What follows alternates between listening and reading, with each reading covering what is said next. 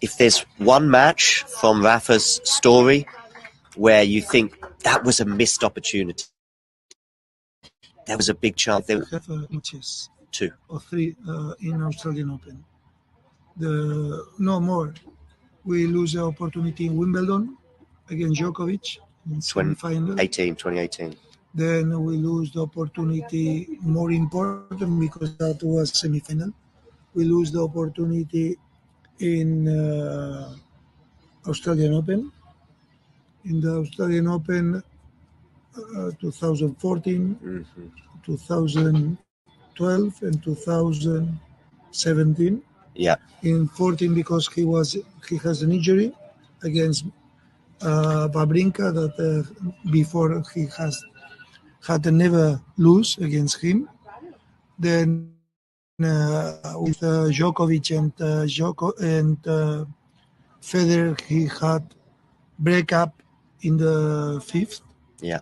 And 40-30 or the 30-50, I don't remember well. It was a ball very close, goes. But this is what happened. There was in Roland Garros 2009. Of course, I am sure that he won. He will win. He won this tournament when he has no problems in his knee, because at this moment he was the best. He won Australian Open, then he won the tournaments on clay, and he arrived with problems in Roland Garros. For this reason, in my opinion, he lose. But there are others time that maybe he has to lose and he won.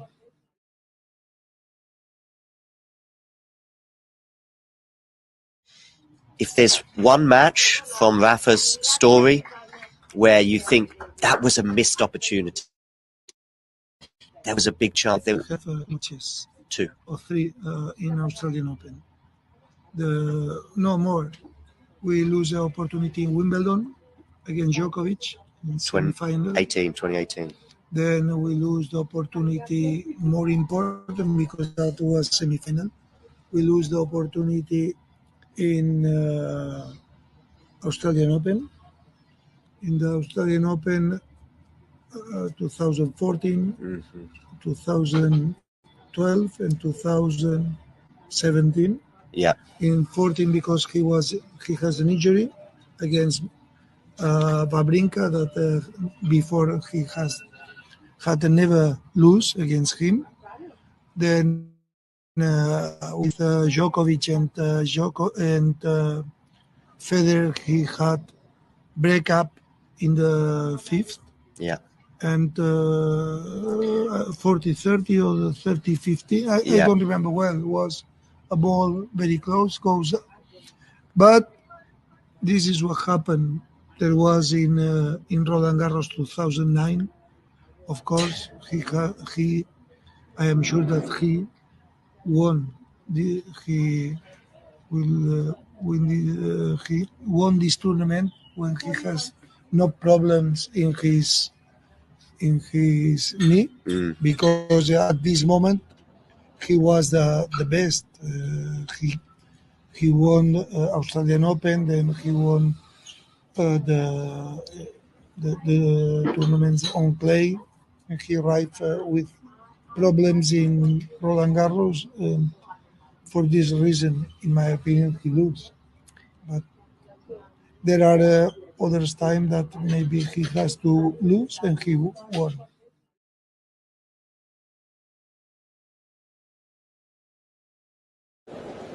Ready?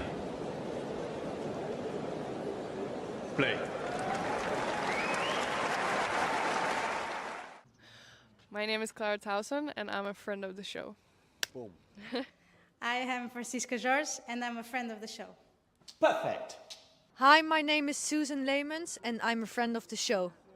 Boom. Yeah. My name is Zainab Samaz and I'm a friend of the show. Boom. Hey guys, my name is Sasha Vickery and I'm a friend of the show. Boom. Hi, my name is Lloyd Harris, and I'm a friend of the show. Perfect. Hi, my name is Jasmine Paolini, and I'm a friend of the show. Wow, Jasmine, you got it in one time.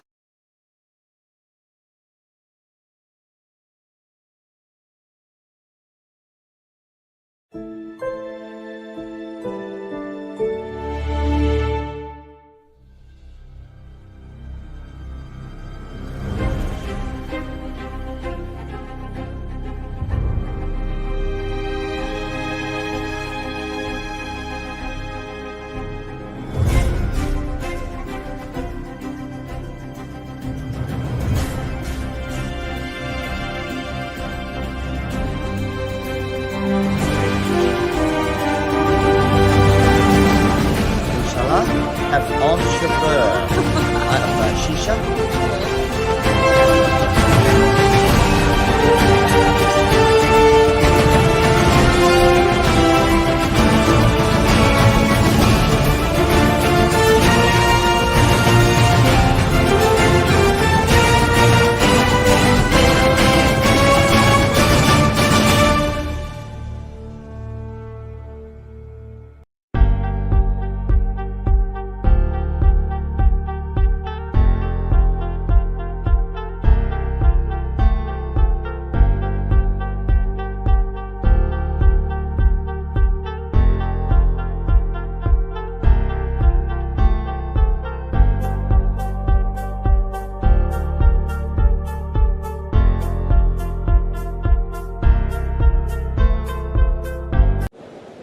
Ready?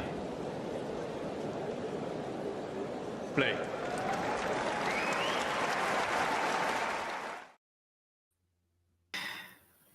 Well, hello there.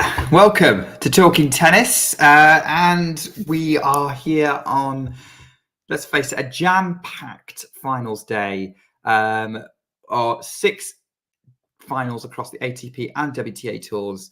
But this is the one that we are all going to be talking about on the ATP side anyway. The WTA final in Palermo may be similarly rivaled, but we're here to see if Rafael Nadal can win yet another clay court title in his career. And I'm very pleased that I'm to be covering this with James. James, you've been following this tournament. How are you doing, and thoughts on this final? I have indeed been following this tournament. This is the first, because of my day job, this is the first week that I've been able to watch a whole tournament week for a while. And it has to be the week that Rafa decides to do a pretty impressive run, if not a run that has certainly shown potential weaknesses in Rafa's game. Like this hasn't necessarily been the sort of runs that we expect from Rafa in the past, where he just basically sees off all his opponents with ease. He's had to really fight for each victory. I mean, the most notable one of that being the quarterfinals against Mariano Navone, which took exactly as they ended up putting it together, 4 hours, which was the longest match in ATP, longest match in the 2024 ATP season, which is just nuts to think about. And similarly, he had to come from a set down in his semi-final against Djukovic, the Croatian qualifier. But similarly, Rafa really shown his adaptability, and that really hasn't waned in these matches, and his adaptability to being able to work out how to get the mistakes out of his opponent, and try and get the best out of certainly his forehand. Yeah, absolutely. Well, yeah, that's what he wants to do, and I know what you mean, because his level has been up and down over the course of the tournament. There was a lot of questions about whether he'd have the capability of it, but how much was he helped by the fact that Rublev and Ruud did not get past their opening matches? Oh, to win the title, it's been a godsend really to him. The fact that both those two players aren't in the draw. Certainly, if he played Casper Ruud in the semis or Rublev in the final, I wouldn't expect him to have got past Ruud in the semis anyway. It would have probably have been quite a comfortable victory for both Ruud and Rublev. But the pure fact that both those two players did not show up this week, which is quite a bit of a surprise, given the fact that both those two players were the finalists from the tournament last year. That, you know, although it was a week after Wimbledon, similar to what it was last year, both those two tend to really show up quite well in Borstad. But then similarly, you know, Ruud can be very hit and miss. You know, last year he got to the final, but the year before he got knocked out in the second round. You know, it's almost like swings and roundabouts. He either goes on a very, very deep run, or he ends up sort of crashing out quite early. But, you know, their levels weren't good enough, and that means that we have Borges as the other finalist. But as you say, Nadal's had it's been a, you know, okay, it's not a cakewalk of a run. He's still having to play his third seed of the tournament after Norrie and Navoni. But similarly, they're not, you know, he's not playing Ruud, he's not playing Rublev, who you'd expect to have that 1 or 2 extra gears at this stage in their preparations for the Olympics, and generally their stages of their career at this point as well. So potential here for Rafa to pick up his 93rd career title. I think there's definitely been signs of Nadal's comeback so far. I'm going to come to you, Eddie. Hello, with this follow up. So there's been a definite sense that Nadal's been able to beat and the guys in top 100, even top 50. When you get to sort of top 30 is when it starts to even out, and top 10 is definitely above where he's able to produce at this point. With that in mind, Eddie, how much of a challenge do you expect Borges to be to Nadal today? Well, I think it depends how well Borges comes out and plays. I'm still expecting Nadal to be, he is the favourite, and I'm still probably expecting him to win. But of course, it hasn't been easy for him so far. I mean, he's been quite up and down in this tournament, Nadal. And if Borges can come in and produce his best tennis today, then I definitely think he can give Nadal some trouble and perhaps take a set. Although, yeah, I mean, because of Nadal's just experience in general at this you know, this level, but of course, you know, how many finals that he's been in and how many titles that he's won. I just think that he's going to have enough anyway to get through this. For Borges, this is his first ATP title, isn't it? So, sorry, ATP final, right? So, it would be his first title. So it would be quite something for him to be able to do that against Nadal. But yeah, I just, Borges, I mean, he hasn't had the toughest run either himself, actually, I would say, to the final. So, yeah, who was it last match he came through against? Tarante, yeah. So, yeah, so from that point of view as well, this is, you know, going to present his far biggest test, I guess, that he's had on this run. But yeah, I'm still expecting that it could be a good match, but I will expect Nadal to get over the line ultimately in the end. Yeah. Okay. There we go. And that's even Nadal in this sort of much more erratic version that he's been showing this season so far.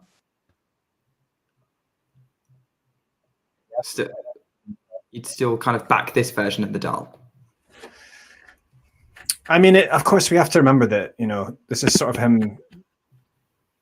You know, he hasn't been playing much tennis, so he's still sort of getting back into it as well. And you know, continuing onwards, going on to, like, say, the Olympics. Obviously, this is what he's building up to. You know, we've not maybe seen the level, the top level that he's capable of in this state that he's in at the moment. We might get a glimpse of it today, though. We'll see how it goes. But I don't know where you guys are in this. I'm still seeing.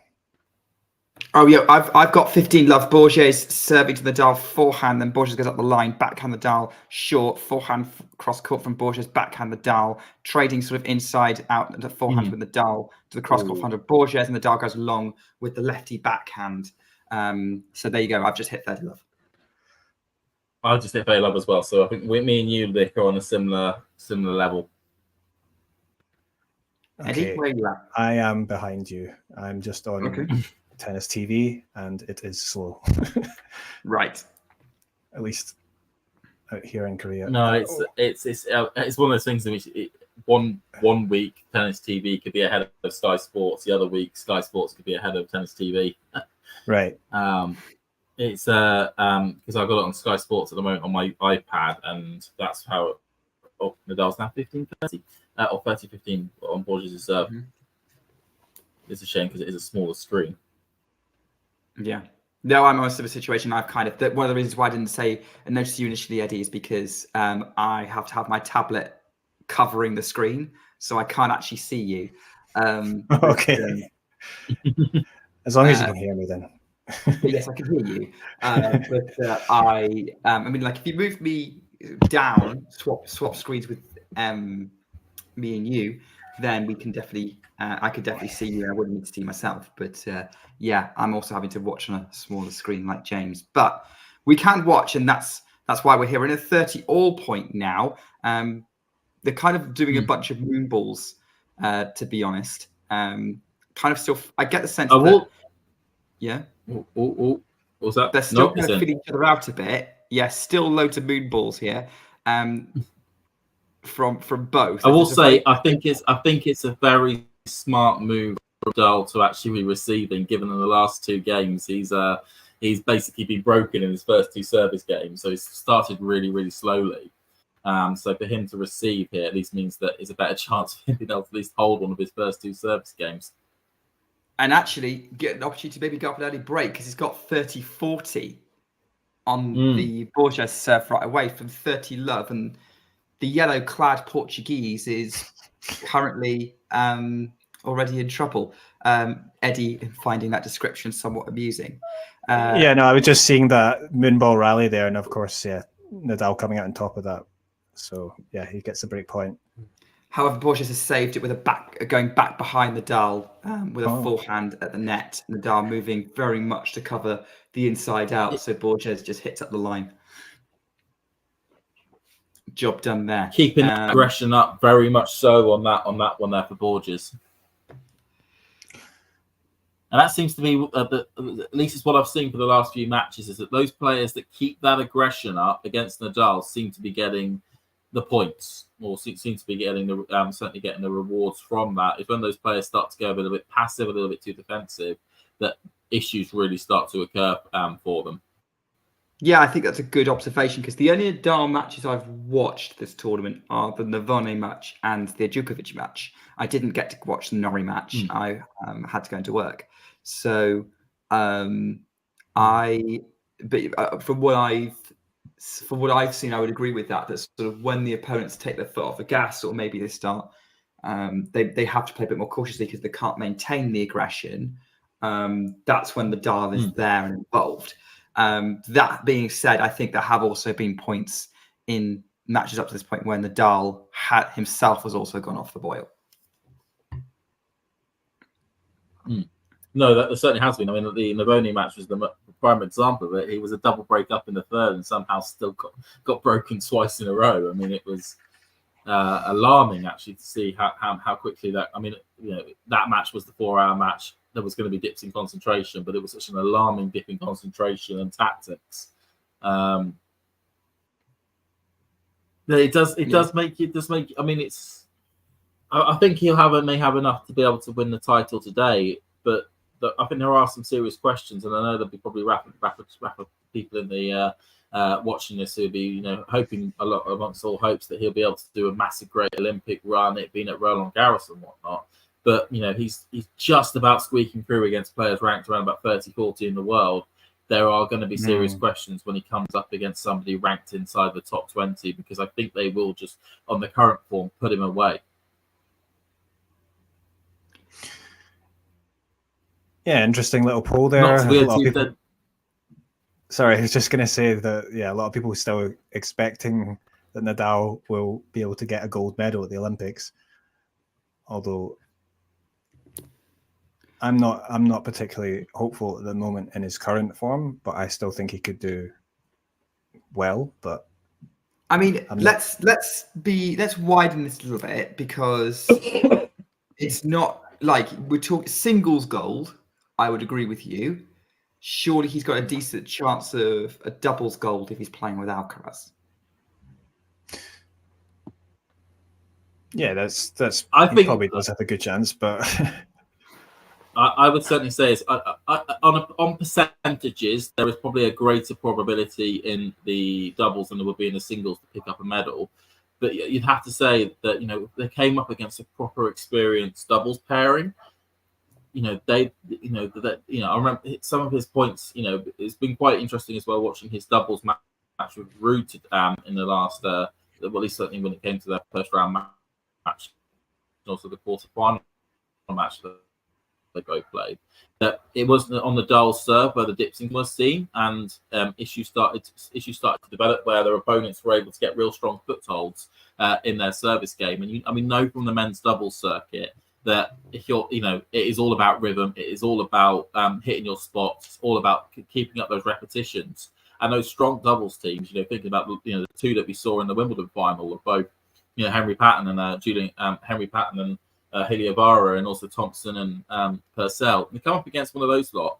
They hit their patterns, they hit their spots, they know exactly what they're doing every single point of every single game, and they will find a way to get that one break in set one, that one break in set two, and to get through the match potentially in quite a comfortable manner, unless Rafa can really make sure that those concentration dips are not there. And also similar for Carlos as well, because he can be someone as well who, the Wimbledon final, he basically in the last game had those strong areas of concentration, but he can have those dips, on the court. And in a doubles match, you cannot have those dips because you will end up losing the set quite easily. Eddie, I want to hear from you. I do have some thoughts on that, but I want to hear from you, Eddie, because you're kind of agreeing with that by the sound of it. Well, yeah, it's a bit of question marks. I mean, obviously on paper you're thinking like Nadal and Alcaraz, what a team, but it doesn't always work like that in the doubles. I mean, it is about teamwork, and those, like James was saying, like those pairings that they know how to work well together. I mean, Alcaraz, I've never actually seen him play. Have you seen him play doubles? I haven't actually. I don't think I actually have watched his doubles matches. Have you? When was the last time he played doubles? That's a good question. I've no idea. Good God, I don't know if he's ever a bar. I mean, maybe a challenger event somewhere. Yeah, there's some. Yeah, right. But I mean, obviously, we know that. But you're saying that, yes, the trouble with the serve there with Nadal. We know that in terms of like, his net play and stuff. We know that Nadal's elite, in that aspect of it. Yeah, but there's still a lot of question marks about them as a pairing, I would say. Yeah. So. By the way, we've got 3 break points going on here, so I think we've got a lot of doubles questions here to answer. I think we'll come back to this conversation to see if Borges can get this early break on the Nadal, which, as we were talking about earlier, he's going to want to avoid. Backhand from Borges is long, so first break point saved. Eddie kind of wincing at that. Yeah, that was the point to make it long for you. But yeah, I think there's a few kind of points I wanted to come back on with the sort of the teams and whatnot, but I think we'll kind of get through this game and then come back to the doubles question. Break point number 2. Rafael Nadal is serving, goes up the tee and long. So second serve, he has had to take himself out of trouble a lot during this tournament, even in the wins where they've been a bit easier, like against, I mean, I didn't see Norrie, but I was able to listen to your commentary, James, a little bit with Mario. Double fault from Nadal. Oh. That's already the break for Borges. Not the start Rafa Nadal's fans would want to see there. No, it's Look on, Nick. What's your thoughts on as Rafa's now a breakdown? What's your thoughts on doubles? Yeah, so I agree with you that star power doesn't necessarily mean like they work well together, and obviously experience with doubles comes into it with Alcaraz. I think the one thing I was going to ask, and I just had to look it up, is what established doubles teams do we have at the minute that are of the same nationality? Because most of our top doubles pairings right now, if you're looking at the ATP race, are mixed nationality. So the only people I think you would be looking at potentially would be like who are currently in the top 10 would be Bolelli Vavasori from Italy, Kravitz and Pütz from Germany, or Purcell and Thompson from Australia. And I would say the Australians on clay you wouldn't back. So really then you're looking at potentially the Italians or the Germans being the favourites for the title. But in doubles, anything can happen. So yes, I would agree with you that if they were to come against the Italians or the Germans, particularly early on, I would back. Or maybe later in the tournament, actually, more later in the tournament, we've got some rhythm. But you've also got other pairings such as like Gilles and Belayan. They were really strong on the clay circuit. With Belgium doubles, the Belgian team, the Belgian pairing. They won one of the Masters events. They got to the final. They got the deep at Roland Garros. As you say, okay, Purcell and Thompson on the clay.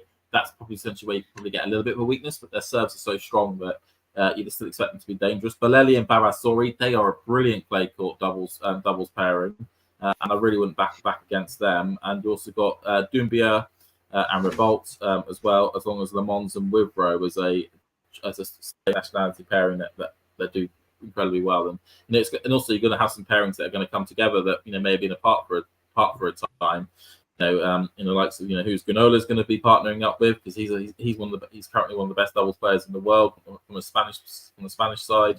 To be honest, if it was a case of Nadal teaming up with Granolas, I know as much as it doesn't sound as sexy as Nadal and Alcaraz, that actually to me stands a better chance at winning a medal at the Olympics than him and Alcaraz, because then you've got somebody who knows what they're doing in the doubles. And we saw with Murray in the with the Olympics back in 21, that when he partnered up with Joe Salisbury, they actually became a lot more solid, because Joe Salisbury was an established doubles player who could certainly make sure that they were working well.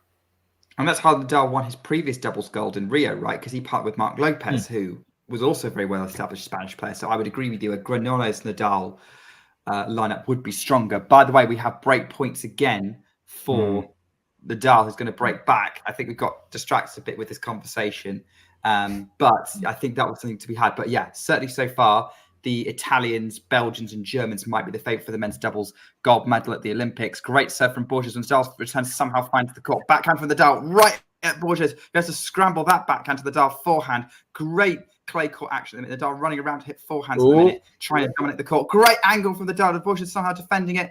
Nadal goes back behind. Borges going to go for the pass. And he's missed it. Goes over the baseline. Nadal breaks back. There we go. This kind of feels like it's the matches. It's the Djokovic match. It's the Navoni match.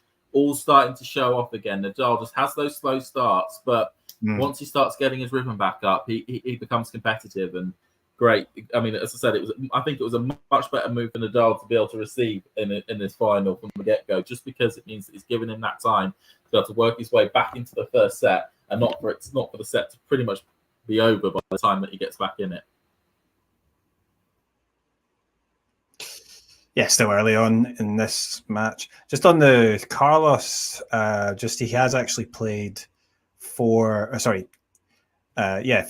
doubles matches this year.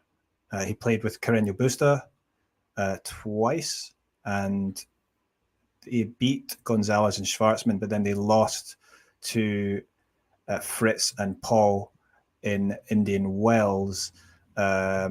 He didn't play his second match in Rio after they beat Gonzalez and Schwartzman because they just withdrew. So, and then Alcaraz got injured after the first point in the singles match. Oh yeah, right. And then in Madrid, they beat Kubo and Roger Vassal, and that was with what he played with Marc Lopez. But then he lost to Kulhoff and Skupski. So, yeah, not a lot of experience there, and obviously playing with Rafa is going to be quite different. But then I'm wondering whether that Granollers pairing and like the Golden Swing and the Indian Wells was kind of testing out to see whether that could work as a doubles pairing, because at that point no one was 100% sure what kind of fitness state Rafa was in, and obviously Rafa wasn't playing in those tournaments. By the way, I think I made a mistake. I said he played with them this year. This was back in 2022, so he hasn't played doubles this year. Sorry. In 2 years. Okay. Yeah. Sorry. Okay. Yeah. No, I thought you were talking about this year. Okay, so he hasn't played doubles in 2 years. Okay. I mean, it does also bring up the interesting argument of, in a doubles match, who would you prefer? Would you want to have two singles starts or an established doubles pairing? Which one would you think would win more times than anything else. And I would say the established doubles pairing would be the better pick. But I'm interested in what you guys think. I would agree with that. Usually, I do think though that if the two players involved are good enough, and you do occasionally see this kind of first-time pairings kind of rocket out the gate, particularly in the women's doubles. Kind of suddenly, when something clicks, and coming up with something special. I think it does have to do with maybe the doubles pedigree of at least one of the players involved. But yeah, I'd certainly say it's plausible to see surprise names, but I think you'd have to see how they played themselves into form over the course of the tournament. But I would traditionally like you back the established players. Eddie, what do you think? Yeah, I was just thinking though on singles players that have transitioned well, because obviously we had recently Thomas Makac and Zhang who did very well in the Grand Slams, and they were more focused on their singles, but then they came together and started doing really well. So yeah, it can happen. But yeah, in general, I think you do sort of back those top doubles pairings. And in fact, I think those guys, when they have come up against the seeds in the later rounds, they didn't win, right? So they lost. So it's tough out there. And I think it's also key to remember when it comes to Zhang and Mahatch. Certainly Mahatch, I know that when he was on the Challenger circuit, he would always play doubles as well as singles in every tournament that he played. So he had that. He basically has the skills of being a double specialist as well as being the great singles player that he is at the moment. Yeah, it's probably quite draw dependent, isn't it? Their chances, and draws obviously can fall apart as well. And obviously, we're discussing this because we've got our Talking Tennis poll, which if you haven't voted in it yet, let us know what you think. But we're thinking that Nadal can win a gold, but the doubles is the more likely out of the options, because he might start to struggle if he's coming up against definitely top 10 players in his draw, as we saw, in Madrid and Rome. Well, definitely with Hurkacz in Rome, it was still a challenge to Zverev and Roland Garros. So I think that's where we're at. But I guess with the singles, you're probably not really looking much past a Spanish gold medal or an Italian gold medal in Alcaraz or Sinner, unless the Serbians have something to say about it. Yeah, I would certainly. Yeah, at the moment you would have Alcaraz as the main favourite to be able to win the Roland Garros gold. I mean, I'd be careful not to back off Zverev. I think he very much, when it comes to the Germans, best of three. He's doing all right in Hamburg at the moment. Got to the final at Roland Garros, and if the Roland Garros final against Alcaraz was a best of three match, he would have won the title. So we're very much. By the way, which is a fantastic backhand volley winner from Nadal coming in behind a forehand. Just to describe that was a really, really good winner from Nadal. Carry on, James. Yeah, so I would certainly say, for me, I would have Alcaraz as my favourite. I probably would have Zverev as my second favourite going into it, and then as you say, Sinner then certainly third. I'm really concerned with Djokovic in terms of the level that he's now been able to produce, because that's now two Grand Slam matches. There was Sinner in Australia and Alcaraz in at the Wimbledon final, where he has just been completely beaten down by them. And he hasn't even picked up a top 10 win this season yet. Hasn't even picked up a title yet, which is unheard of for Djokovic at this point of the year. So I'd have him certainly in your top 10 favourites. I wouldn't have him anywhere near. Maybe to medal, but that would be at a stretch in my opinion. I mean, it would be amazing for him from his point of view if he actually managed to win it. I mean, to win the gold, Djokovic, but because obviously how this year's gone, it's not been good, and he hasn't won a title. He's in the race, 6th in race or something, obviously well below what he would be expecting. And then, of course, the last few times that he's played the Olympics, it's been well below his expectation. Well, I mean, he hasn't done too bad. Like say, I mean, like 2012, he got to. He's played 4 Olympics. He's made semis 3 times. Yeah. So, but he didn't get a. Did he get a medal? He got the bronze medal in 2008. We do have a 2008. point, Yeah, by the that way, was it. for Borges. Yeah, and then he lost to Del Potro in the bronze medal match of 2012 and Carreño Busta in the bronze medal match of 2021. He went out first round to Del Potro at the Rio Olympics. I do want to keep an eye on this Borges break point that he's got. It's a second serve from Nadal, who then follows up with inside out forehand. Borges is going to have to scramble it. Nadal's coming into the net. Doesn't need, but the shot from Borges is over the baseline, so that's one saved. And we're definitely seeing a lot of serve and volley from Nadal this tournament. That's something that I've definitely picked up. It's certainly something I've seen. I must admit, I think he needs to do it more. There are points in which I know he likes to rally from the back of the court, but certainly on his serve, just to get a few more cheap points by just charging the net. I mean, he's a good net player. Like, there's no real point in him not using the net as much as he can. Yeah. Eddie, sorry, I kind of cut you off mid-flow there. So I don't know if you want to if you have any other more Olympics points to make, or whether you want to talk about the Nadal serve volleying. I forgot what we were talking about. Oh yeah, so the Olympics. I think I was just talking about Djokovic, wasn't I? Yeah. So yeah, you were. Yeah. I can't. I think you may have made your point. I can't remember if I interrupted you or not. Nadal's gone along with the base over the baseline, by the way. So it's another Borges break point. And yeah, at the minute it looks like either Nadal's currently finding a way to win the point, or he's giving Borges errors or opportunities to kind of put himself up in the match. That seems to be my observation of the way things are going. So maybe we'll kind of, if Borges breaks here, then I'll come to you, Eddie, just to give your kind of perspective on how this match is flowing, because obviously we've been talking a lot about the Olympics. Nadal's gone up the line with a forehand, he's missed it. So it's 3-1 with a break. Borges, who was a break up earlier in the match. So yeah, at the minute, this is looking a bit of a messy one, Eddie. Yeah, in terms of if you're looking ahead to the Olympics, doesn't bode well. I mean, this kind of erratic play from him is not what you expect a gold medalist to.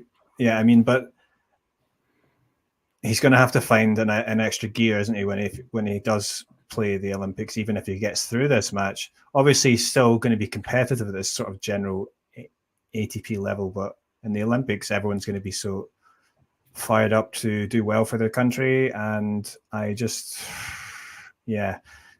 But having said that, obviously in this tournament so far, he has found a way. So he might be able to grind out a few wins at the Olympics and find his form. But at the moment, I think from my personal point of view, I think he'd be doing well to get a bronze if he got that far. But yeah.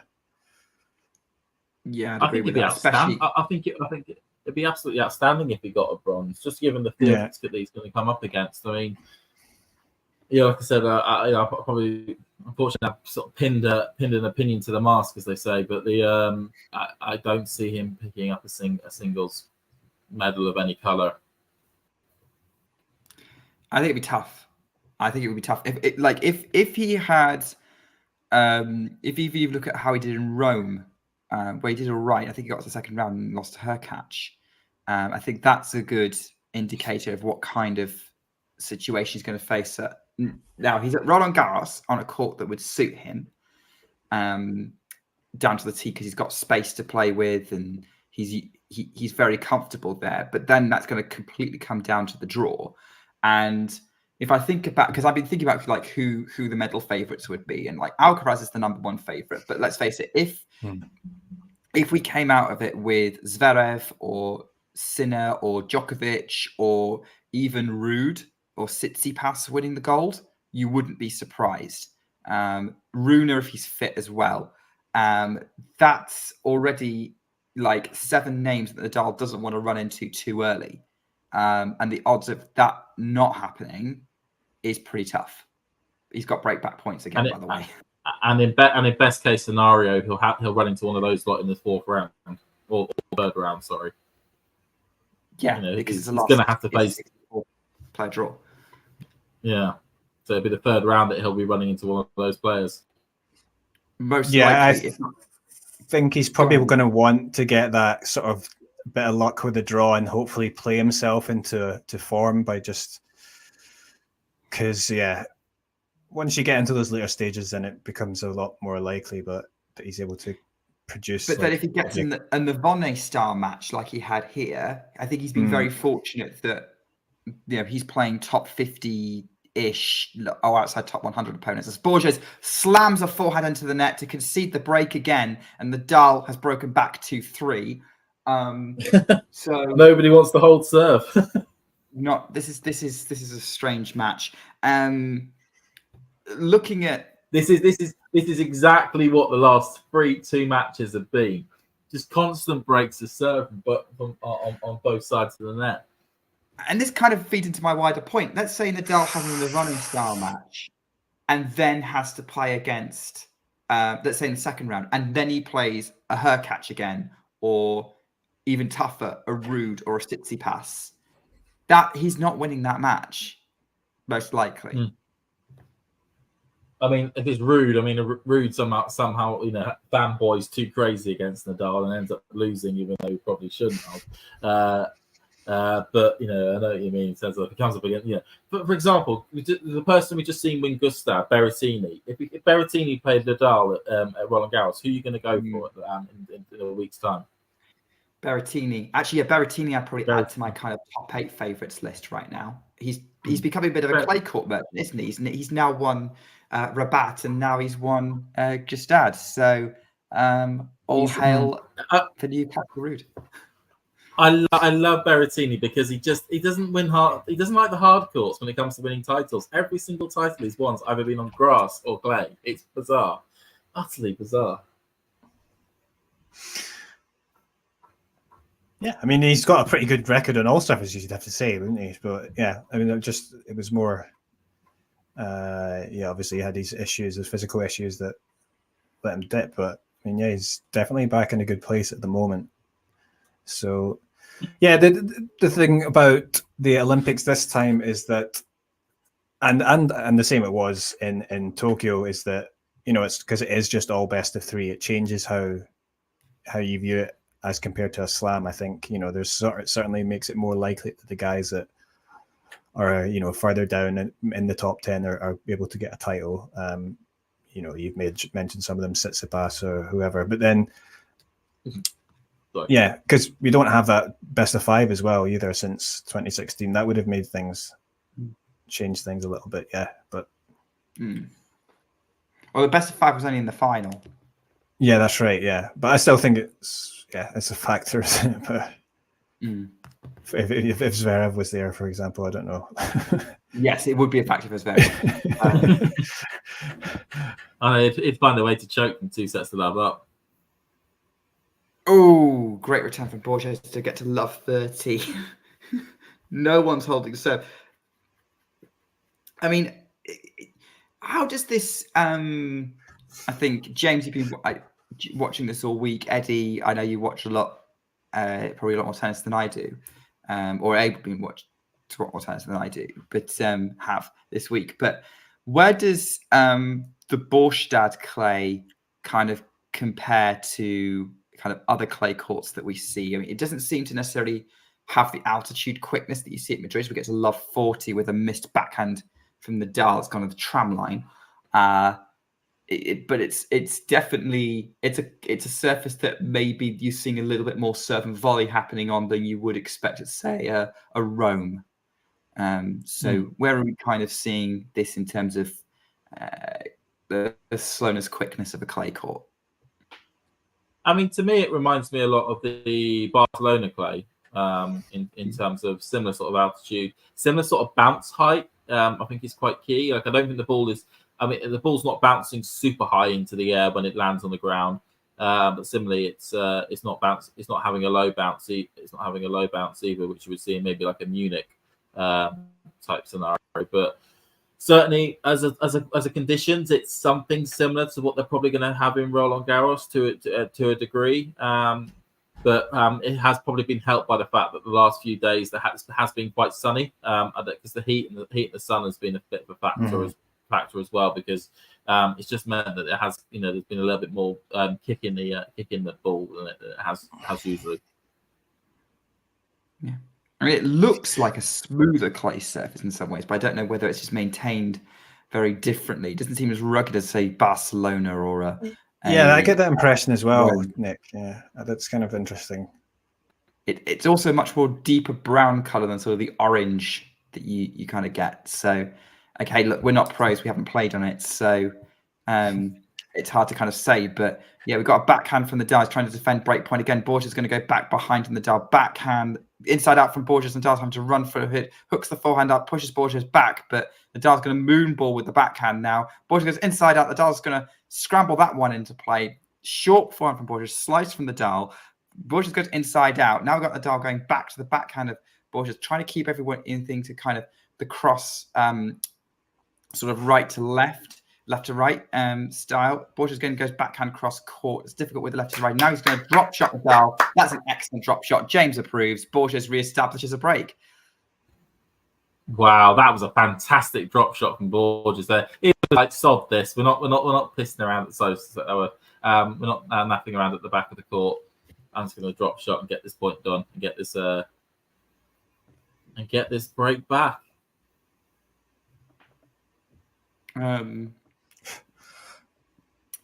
Oh yeah, only just seen it now. So yeah, you've just seen it. Yeah, great shot from great shot from Borges. Then let's see if he can actually hold serve this time. Yeah, the list of people who've beaten Nadal in the clay court finals quite short, isn't it, Eddie? Can't think. Federer and Djokovic are on there. I think Horacio Zeballos is on that list because he beat Nadal on a Golden Swing event back in 2013 in a clay court final. I mean, Murray's there, but I think he's only in the Madrid sort of, so which is kind of not typical. Let's not knock a Murray win against Nadal. Yeah, but yeah. So yeah, I was just trying to think though. Yeah, what's Nuno Borges' rank now? He's currently 50, I think. He's currently. Oh, he is bang on 50. Okay. Oh no, he's 51. Oh wow, okay.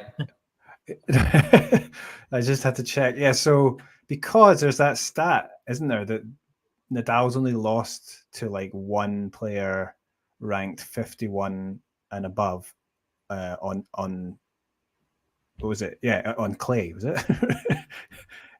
That's like some crazy stat like that. He's only lost literally one match at tour level against a player ranked outside the top 50. So if Borges was to win this, I think he would be the second player then to do that in Rafa's whole career, which is crazy, really. But yeah, that is quite a stat. But then it's not really that much of a surprise given sort of the state that I was in right now.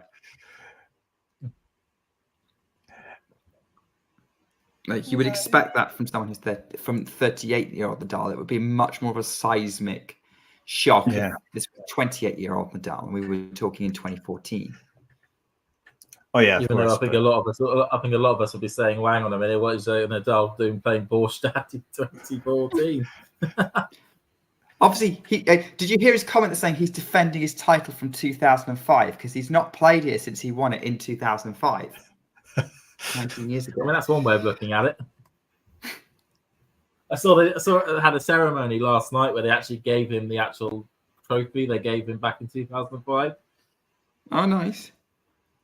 So he's actually got he's actually now going to be able to own that trophy and not just hold it up for photos. I mean, why not? They're not going to do anything with it, are they? Yeah, I mean, even though you never know. He may put it in his museum. But I doubt that he'll put it in his museum.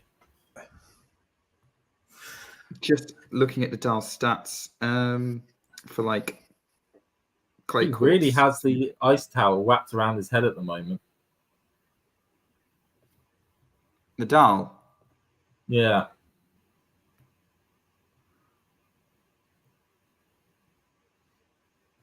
Yeah, he's. It's quite hot, I guess, right there. Surprisingly for Sweden, it is. Yeah. I think Sweden gets quite hot in the summer, doesn't it? Yeah, it can get quite hot. Yeah, I went. Yeah. The only time I went there was in September. It's one of those places. Thing is, I know this event usually it can be quite cloudy when this event does take place and a bit rain affected. Yeah, I was right. So the only people to have beaten Nadal in a clay court final would have been the other members of the Big Four and Horacio Zeballos, which is what's a club? Sorry, what's a club that the Borges could enter? And obviously, Zeballos beat him in the final of the Chile Open in 2013, 7-6, 6-7, 4-6. Wow. Pretty amazing, if because it's not like that was a bad year for Rafa. So that was his first tournament back, having not played since Wimbledon the previous year. After, I think he had surgery or something. Right, yeah. Well, he definitely took the entire second half of the year off, and he didn't play Australia either. So that was Nadal's first tournament back. Okay, no, it makes more sense then. I forgot that. Yeah, and actually, he crushed his way through the draw up until the final because he beat Delbonis, Gimene Trever, and then Jeremy Chardy, and then Zeballos decided to play really inspired tennis that day.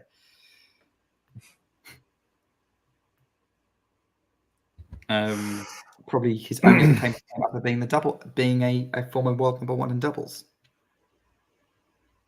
Or is he currently the world? No, he's still currently number one in doubles, actually, because I think he's got that partnership with Aravallo going.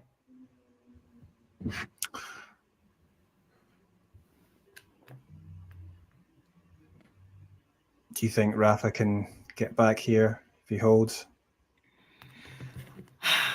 Yes, I think so. Especially with the way Borges is not being super consistent either. I think the minute one of them finds whoever plays the most consistently is going to win this set. That's the thing. But if Nadal finds some kind of consistency, he should get set 2 if he loses set 1. But he's got a good chance of keeping it to 1 break because it's 40 love. It'd be his first hold of the match if he can do this. It would. As he hits the ball into the net. Yeah, it was kind of a little bit because that was a real scrambled shot from Borges that we kind of got to Nadal probably a bit quicker than he was expecting. Also finding the court, so I'm not entirely sure whether he was expecting that or not.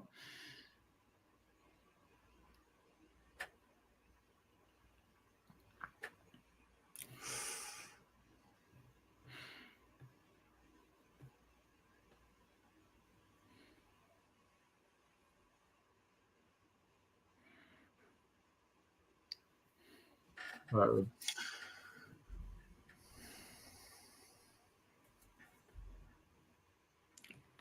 Nadal's also struggling to find some serves here. You on, James? I will say one thing which is Bastad seems to know how to put the position of their camera well, because on clay courts you can sometimes get a bit of a terrible glare coming off the court that affects your ability to see where the ball is. But that is very clear where the ball is.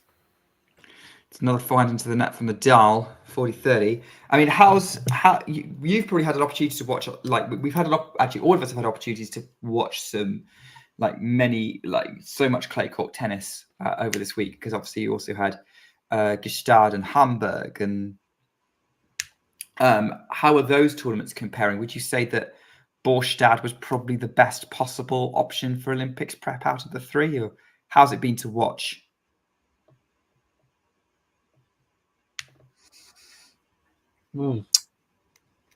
That's a big question. Oh no, I'll let Eddie answer first. I don't know. It's a difficult question to say. I don't know whether how could you say like what's the most similar to Roland Garros? Perhaps though, I mean, I was thinking about it's going to be different, Roland Garros than it was back in May, because we didn't have very good weather then. I expect this time it's going to be hotter, right? And it's probably going to be the ball's going to be a little bit more lively. So in that respect, this might be a good preparation for Roland Garros. I'm not sure about perhaps Hamburg would have been good for Rafa as well, but I think for him, from his perspective, he wanted to get a good number of matches, and that's probably what he was aiming for at this stage. So in that respect, I think that was probably what he was. Yeah, it's not a bad choice for him. Yeah. Well, having said that, the fields were quite competitive. We're about a similar level of competitive across the three. You would have expected Hamburg as the 500s, maybe a bit higher up there, but that didn't turn out to be the case in the end. It always seems to be the way, actually, with both Hamburg and Rio, that because of their positionings in the calendar, they usually for a 500, you expect your top 8 seeds to all be in the top 20 in the world, and usually actually those players may be ranked 18 or 19 in the world, won't even be seeded at the event. But certainly at these two events, you can be ranked as low as 35, 40 and get seeded for a 500, which just feels a bit mad, to be honest, for people to be able to pick up cheaper points in their events. But I would say, I mean, funny enough, Eddie, you make a comment about the weather. Somebody did put up a post I saw on Twitter earlier today that says that it's going to be blooming hot. It's going to be blooming hot in Paris next week. It's by looks of it, it's going to be above 30 degrees most days with a lot of sunshine. So personally, I think conditions-wise, Hamburg was probably the better place to go to because they've been having similar temperatures to that this week. Right. And also, I think the centre court in Hamburg will probably have similar sort of conditions to the centre court at Roland Garros in terms of that sort of enclosed bowl atmosphere. That may have been a bit, certainly Rafa would have been on centre court there every single day, whereas at Borgstad it's a lot more open. The elements have a greater ability to affect the play on the court itself. So I would say from a conditions standpoint, Hamburg would be best. Of course, we know with Bastad, it's up in the mountains. It's the highest altitude event on the ATP Tour in Europe.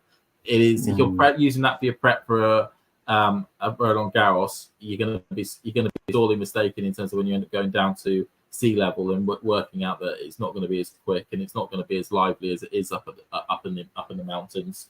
But I would say for Rafa, actually, it's worked out really, for him, he needs matches. And somehow Borgstad, even though it had those two big seeds in the draw in Rublev and Ruud, which he could have drawn them in the second round if things went that way. He has been given the ability to get those matches in, which actually may end up proving more valuable than playing in a similar type atmosphere that you would probably get in Hamburg.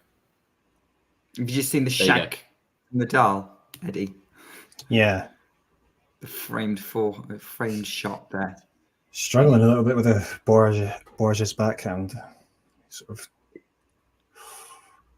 He's been dealing with he was struggling with Admanovic backhand as well yesterday.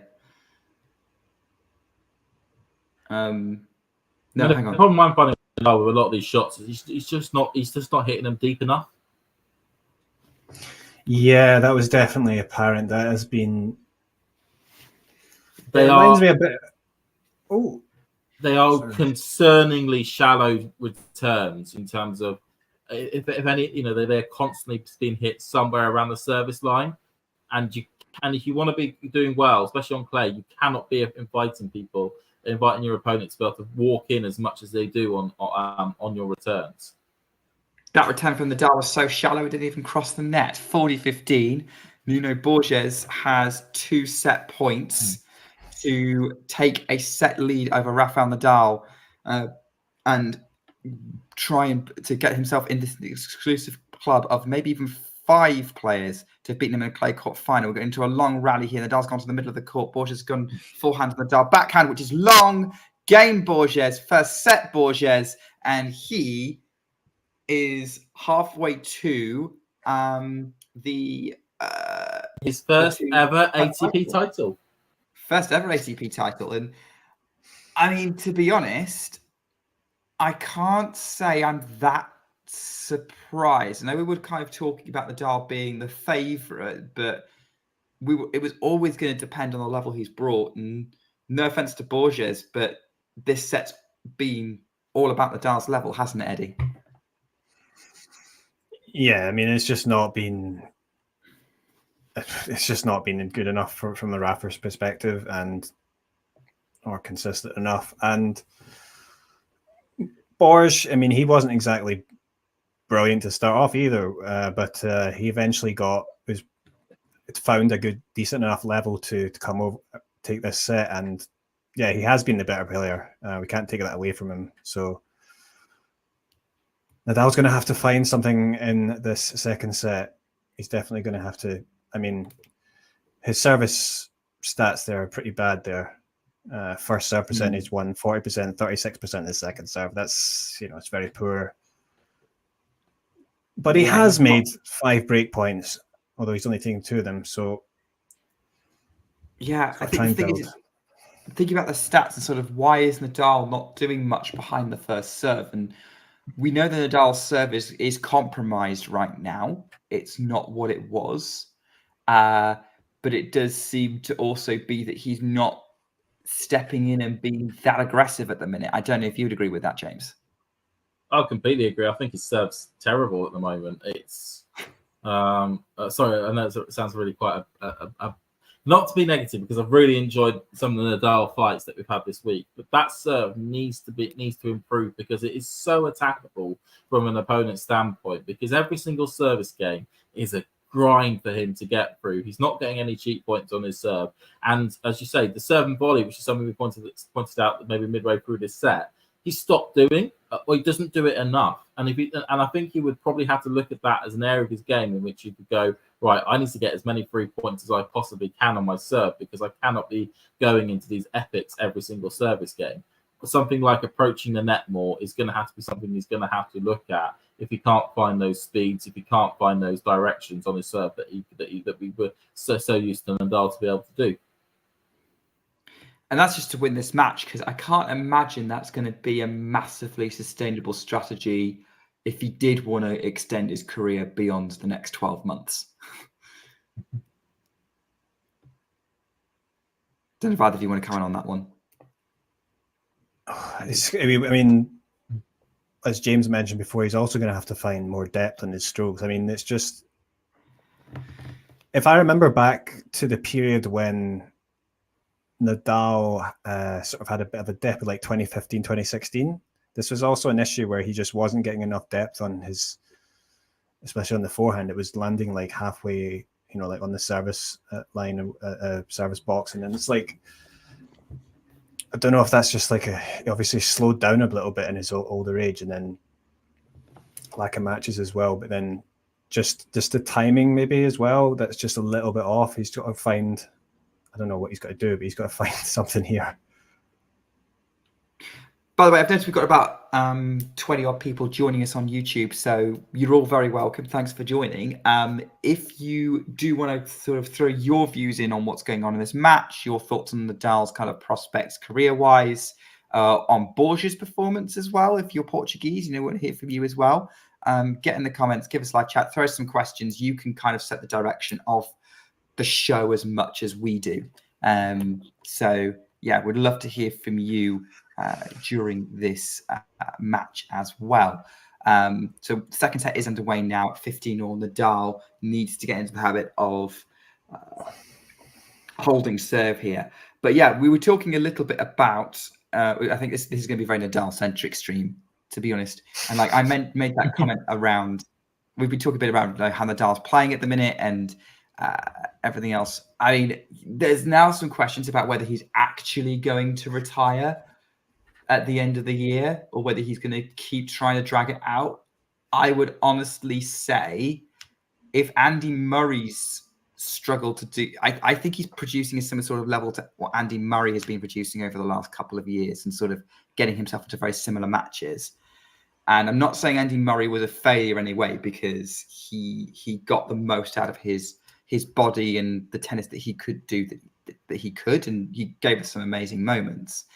But I would kind of say if Nadal should only keep playing if he wants to just keep playing for the sake of it.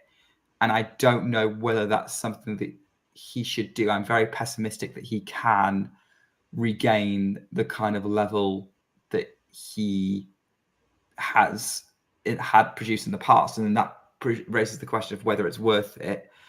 At which point then that's up to Rafa and not to us, because we see that tennis players often have a different criteria for these things. But yeah, I don't know whether you think, James, whether he should just stick to this being his farewell tour, or whether it's worth him seeing if he can eke out one more Roland Garros in 2025. I would, but from what we've seen, I think it would have been nice and fitting if he did decide to go out at Roland Garros this year, when it comes to the Olympics. Because I just don't see with this, because we have to look at it in the round in terms of, you're going to carry on for another year. You're going to have to play some hardcourt events, either the US Open, going into the China Swing or whatnot. And I just don't see him being able to pick up any real victories on the hardcourt with the way he's currently playing.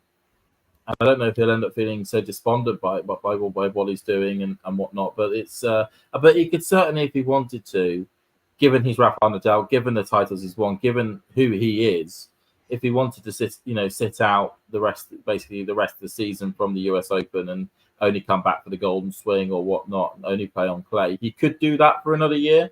But we would need to see something. But if he wants to win those matches and not to show up to play to play the tournament for the first round or two, he's going to have to get those improvements on his serve, on his return, to be able to actually be competitive. Nadal's getting some depth back on his shots, by the way, and he came into the net early to save a break point. We're at deuce at the minute into a long rally, and they've got some tremendous depth coming on Nadal. Forehand, that's a Nadal special up the line off the forehand, and the top spin just kicking it out of Borges' range, and Nadal's got advantage with a game point to start the second set off. That's a little bit more positive from Nadal, which is great to see. But overall, James, I do agree with that assessment that you've made. He is signed up to play Laver Cup after the US Open. He's on the entry list for the US Open, even though he's not said anything about whether he's definitely playing it or not. But Eddie, I don't know if you want to comment on any of those sort of Nadal's kind of prospects thoughts. Is it time for him maybe to call it a Laver Cup? Laver Cup might be a good choice. I mean, that comes just after the US Open, right? So I think it might depend on how he does here. Well, regardless of how he does here, but at the Olympics, is he going to be competitive there? If he does pretty well, he might be tempted to, even if he doesn't win a gold medal, if he does pretty well, he might be tempted to continue. Yeah, I'm going to try US Open.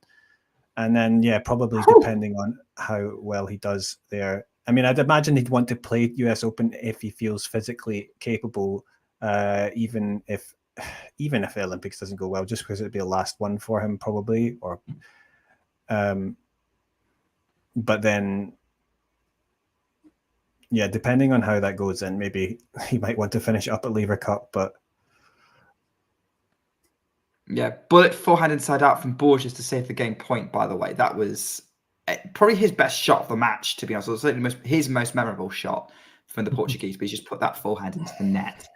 I would agree with that. I do feel like at the minute, we're building up to maybe a goodbye at the Laver Cup. But it wouldn't surprise me if Nadal gave it one more clay swing, but he's been talking like it may not be a goodbye at 2024 Roland Garros. But I think, Eddie, I think it's a good point you make that, like, how he's competitive in a fully stacked field in the Olympics. That's probably going to be the on clay at his favorite place. That's going to be the ultimate test to see whether he can get this. As Borges frames a forehand that lands back on his own side after staying in the air for a very long time, and Nadal's actually held serve at the start of the second set. Yeah, and this might be important if he can. Obviously, he's holding here, but if he can get up a break and then up to love, then might be something to build on. Turnarounds on. Are you saying it here now, Nick? Is you committing your die to it? Not fully committing, no.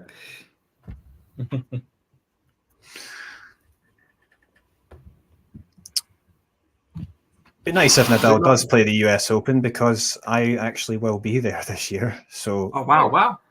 Yeah, so and what days are you going, Eddie? I'm only going to be there for the first week, so I'll definitely be going the first rounds, and then probably in the third round or fourth round. But yeah, I haven't confirmed that yet. But yeah. Have you got sort of? Is it just grounds passes, or have you got a ticket to Arthur Ashe or Louis Armstrong? For the first round, I've got I think Arthur Ashe, and then one day then in Grandstand the other day. So yeah, I do have tickets for those main courts. But then, sorry, not Grandstand, Louis Armstrong, right? It's the second court, right? Yeah. So, but then later on, I might. It depends, because my friend was going to try and get the tickets for that. So yeah, we'll see. But I'll be there for a few days, definitely. Nice. I was just thinking about Nadal. I don't think I've been to quite a few tennis tournaments. I've never actually seen Nadal play. So it'd be nice if I did see him. But that was a lovely drop shot there from Borges. And he's just fired that a huge forehand inside out again. I mean, look, if it makes you feel better, Eddie, I've never seen Nadal play in person either. I think he's now the only one of the big four I haven't seen. I have seen Nadal play live. I saw him at Wimbledon in 22. So I was really pleased. Oh, that was a good year to go. Cool. Yeah, that was it was against Senego. So I'm really happy to say I've seen Nadal live. Funny enough, the only one of the big four that I've not seen was Federer. Is the only person I've not seen live. I've seen Murray live a number of times, mainly at Surbiton, funny enough, when he played the Challenger there, and then the Battle of the Brits, and then Djokovic I've seen in Monte Carlo, Paris Masters, and Wimbledon. Interesting, you saw Djokovic at Monte Carlo, but not Rafa. Yeah, well, I saw Djokovic lose because he played Alejandro Tadanovic Fokina. Oh, you were at that disaster of a match? I was at that disaster of a match, yeah. For Djokovic, that was the first time I ever watched Djokovic live, so it was just more the absolute awe of the fact that I'm in the same stadium as him. But then at Paris Masters, I watched him absolutely dispatch Lorenzo Musetti.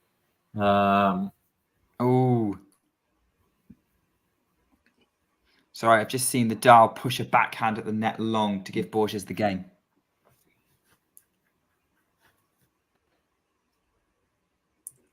Yeah, Nadal. Yeah, I think I saw Federer twice at the O2.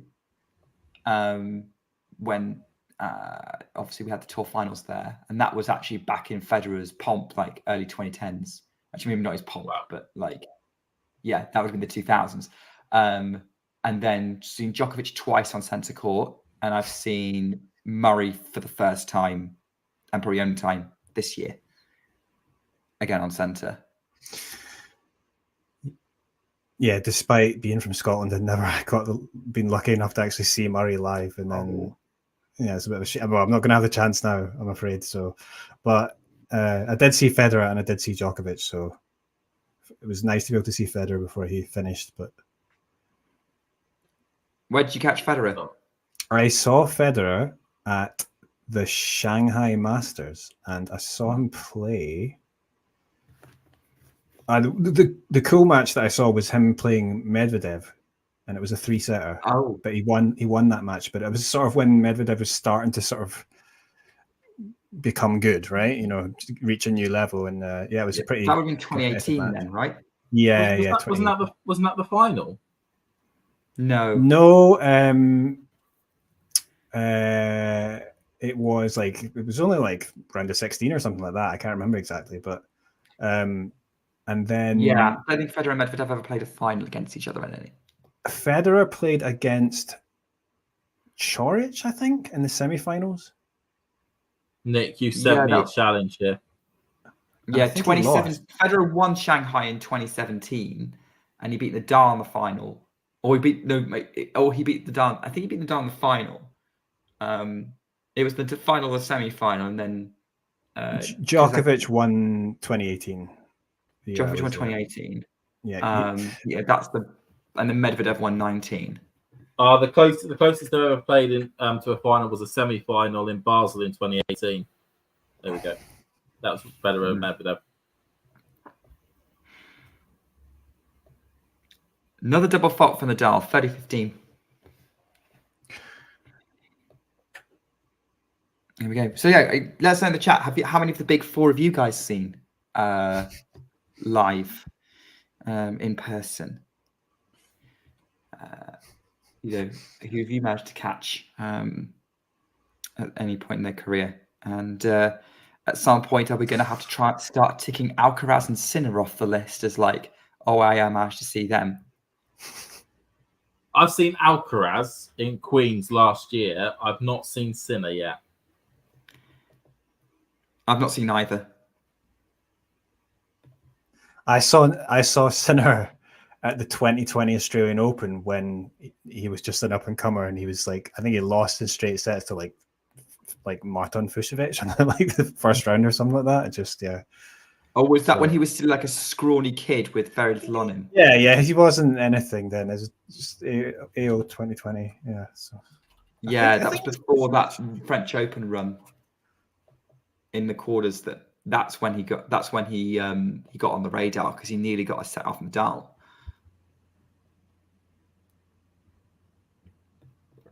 We got John really going back in time saying that you've seen Leighton Hewitt and Ivo Karlovic.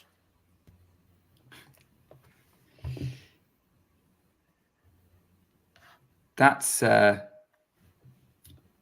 that popping up in the chat? Yep. Okay, my chat's broken. I can't actually see what's going on in the chat.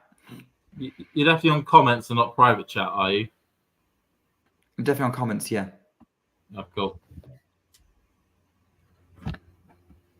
So there we go. Sorry, guys, if you are talking, I have no idea. No, okay. Nadal in a little bit of trouble here. Again. Oh, and he's got himself out of trouble. Jeez, the banana forehand back at play. Nice one, Nadal. Well, he's held 2 service games, so I think this is a big win. Well, it's a big movement forward for him.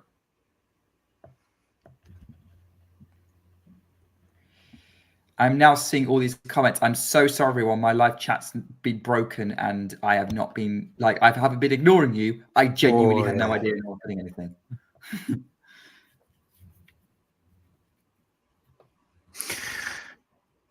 Yeah, and it was like, well, if he can't find the depth, maybe he can find the angles, and that's what he did there to finish that game off. Nadal.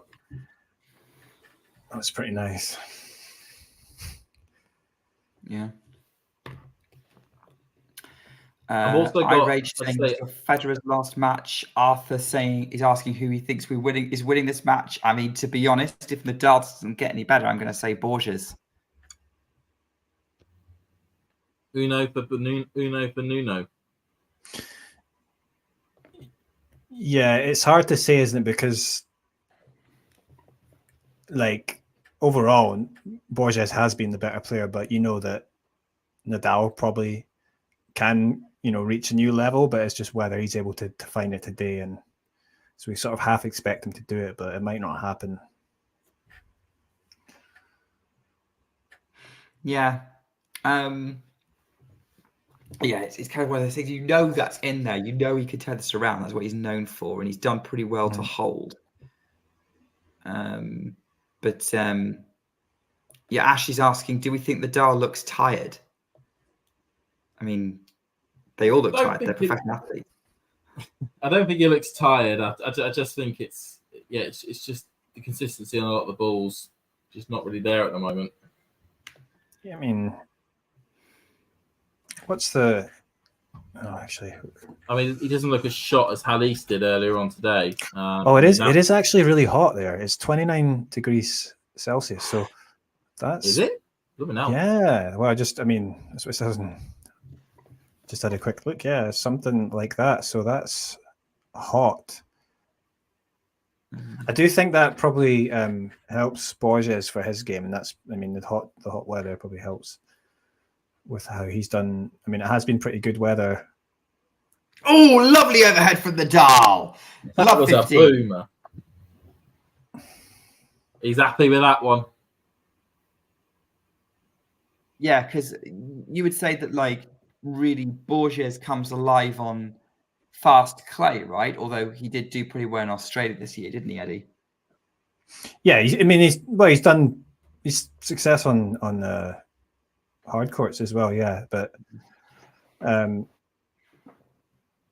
think he can get like a bit more just with the way he hits the ball when it's a little bit quicker. But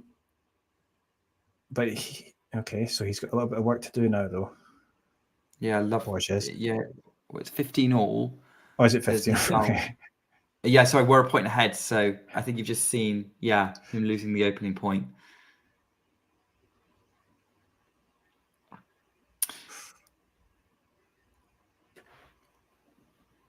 But yeah, at the minute he seems to be fairly. And look, he's only dropped one set this tournament so far, Borges. He gets the inside-out forehand winner there. He definitely seems to be a confidence player, Borges, from my observation. Like, he's someone that, like, when he's firing, he's difficult to stop, but you have to get him into that zone, that kind of ideal operating window. Eddie, you probably watched more of his matches than either the two have. Either as Englishmen. Not a heck of a lot. I mean, I've watched a bit of him. Yeah, I mean, he won a lot of Challenger tournaments, so I actually probably watched a little bit more of his matches on the Challenger level than on the main tour. But obviously, he's had a great year this year, and I mean, this would be icing on the cake, really, if we win this. But the first title against Rafa. I think he's won 6 Challenger titles. That's a decent number. 3 each on clay and hard. And one of them, like, I think he's won it. Yeah, an indoor clay. Yeah. Obviously, probably unfortunate not to have won Estoril earlier in the year, although her catch was showing a good level there. Martinez obviously upsetting Casper Ruud there. It probably would have been a challenge for Borges, but there was a possibility there of him doing well at home. But this may well make up for it if he can get the job done today, although this second set definitely seems a bit more closer at 2-all. I've also got, just to keep everyone in the update, I've got Zverev Peace on my other laptop, and currently Peace is an early break up against Zverev. 2-love. I thought that didn't start for another hour. That's Budapest. It's 3 o'clock. Oh, I thought Hamburg was the same time. I thought Hamburg was 3 as well. 3 o'clock local time, 2 o'clock UK time. Got to remember those time differences, Nick. Well, I thought it was 3 o'clock our time, so there we go. Yeah. So there we go. I've obviously seen 2 tweets and got them muddled up. Huge forehand again from Borges inside out. He's loving that inside out forehand. He's got himself a love 15 on the Nadal serve.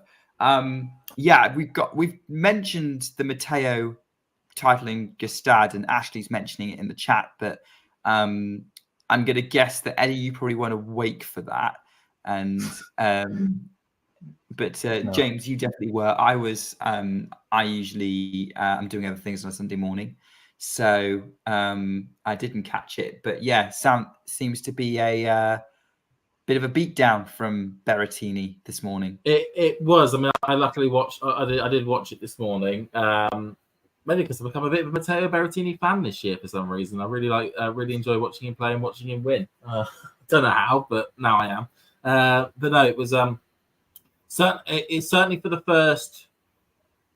first 6 games, everything seemed okay. Quinton Hally's play was serving fairly well. He even managed to get himself 3 breakpoint chances on the Berrettini serve. Berrettini managed to at least save them all. And then all of a sudden, he just, it could have been partly down to the rain delay, but they were saying on commentary that Halis's body movements became quite slow. Like he was very laboured in the way he was walking and the way he was trying to get to balls.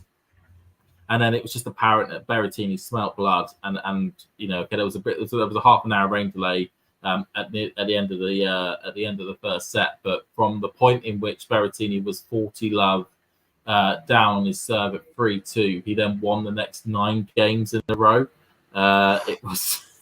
It was extraordinary to watch. Really, Berrettini just kept the accelerator pedal to the floor. Halis just looked completely lost at sea. His first serve percentages weren't that bad. It was just that whenever it got to a third ball, he would either hit it wide or hit it long, and it was those small margins as well, especially the balls he was hitting wide. Halis, it was literally only by a millimetre or two, but it's those sort of fine margins at the top of the game that decide if you're going to win the point or if you're going to lose it.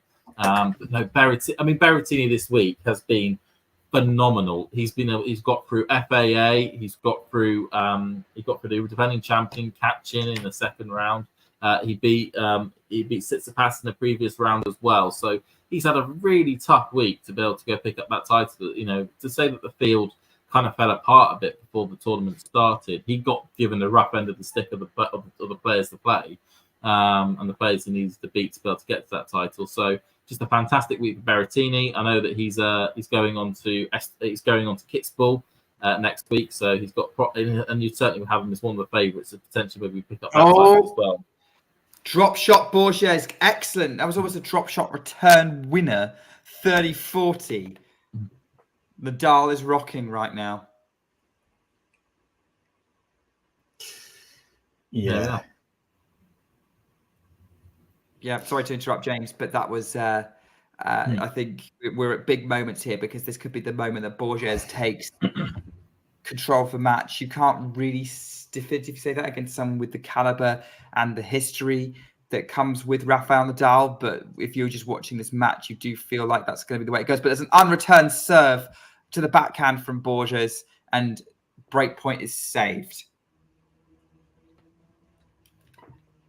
So yeah, that was it's great for Berrettini at the minute, given his draw, but Nadal, you would have been saying the same thing going into this, and at the minute he's just not stepping up. He's going to have to hope he's got another tough service game on his hands.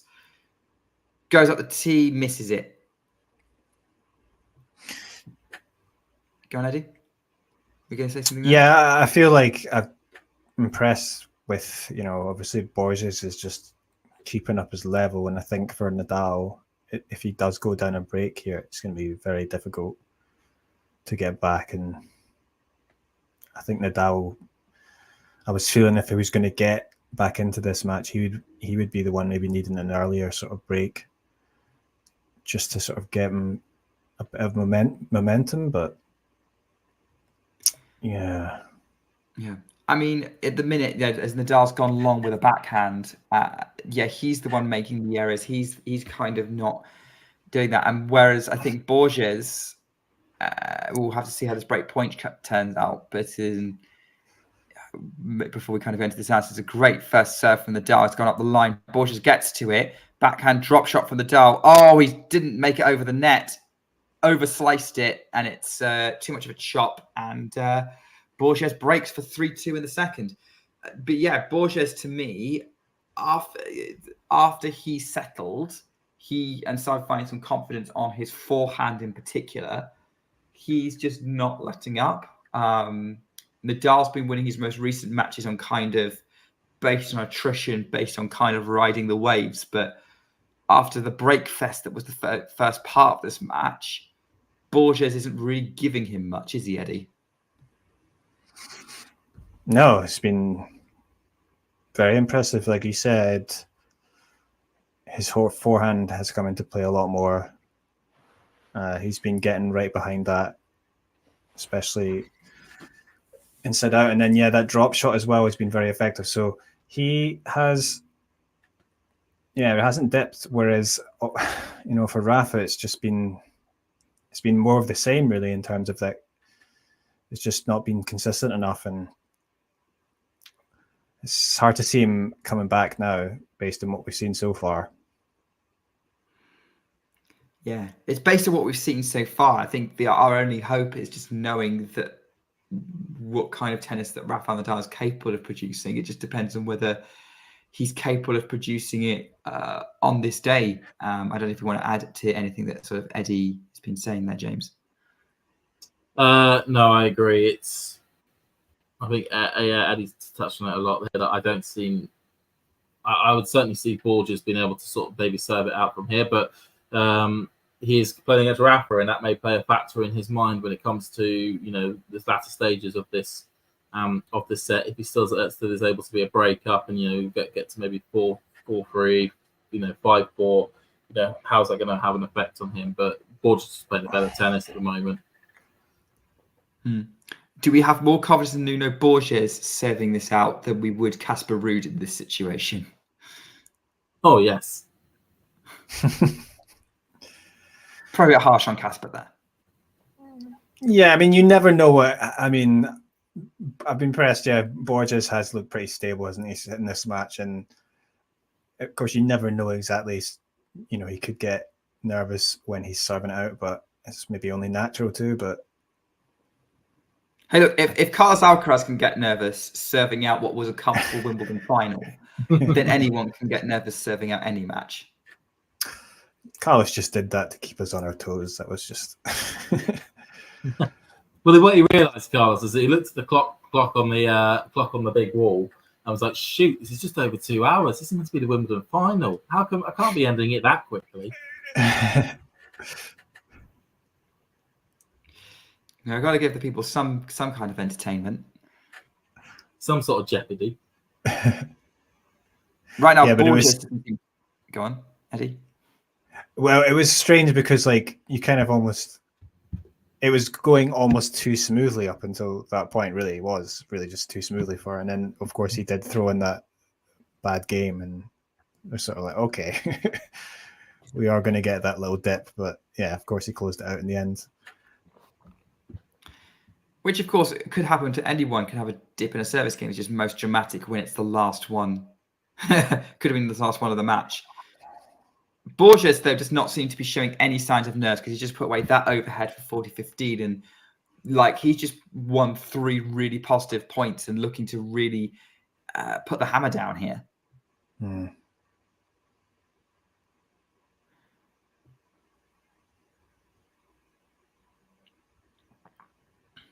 Oh, that was a good cross court there by Nadal. Great return, yeah. Really forcing the error from Borges. Still proving he's not out of it yet.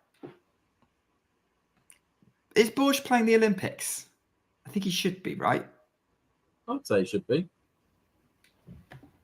I think he was in that kind of jeopardy there. Sorry, Eddie?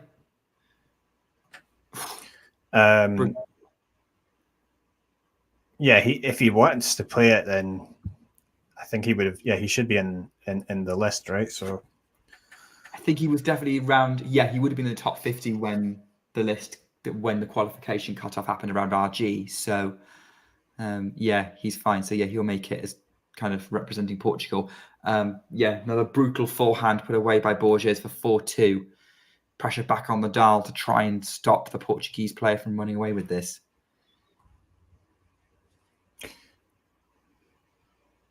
Yeah, I just think that it being so hot is probably just actually it's probably better for Borges for getting that forehand. Like we see, he's just getting a little bit more pace on it, and then it's just gonna.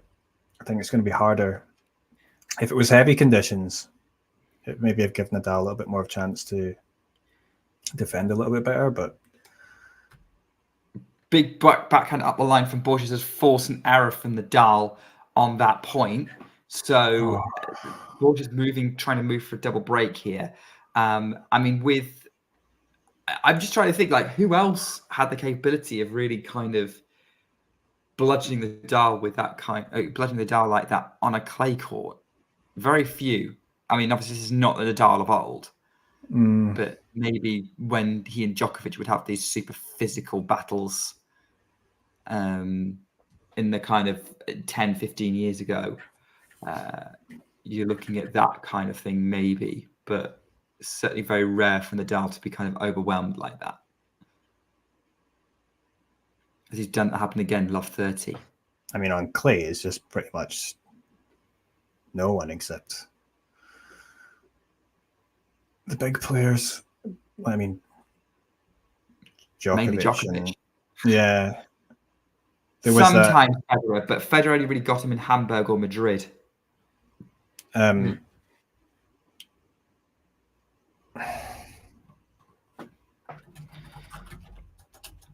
Love 40. Nadal's dragged that shot wide in the tram line, trying to go cross court with the backhand, and this is now very much running away from the Spaniard who was hoping for another title 20 years after his first, almost. Unreturned serve, 15-40. Yeah, Eddie's just seen the backhand he missed, right? No, I've not even seen that yet, but hang on. Nice. Just seeing the errors. And we're just getting a lovely Rafa shot, baby Nadal. Hydrated. Yeah, Rafa Jr. staying hydrated. Very wise in this heat. Would not want to bring a small child out in 29-degree heat. Huge first serve from Nadal on return, 30-40.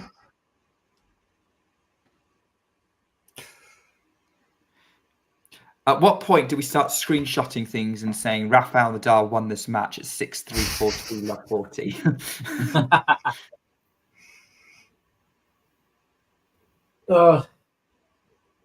It's possible. Good serve. Yeah, was a very good serve to defend the point. Goes inside out on the forehand. Borges hits into space. Nadal's having to cover it. Now goes for the big inside out forehand. Borges. Nadal scrambling into play. Forehand Borges right at Nadal. Nadal overruns it. Borges has raised his fist. He's going to be serving at 5-2 for his first ATP main tour title.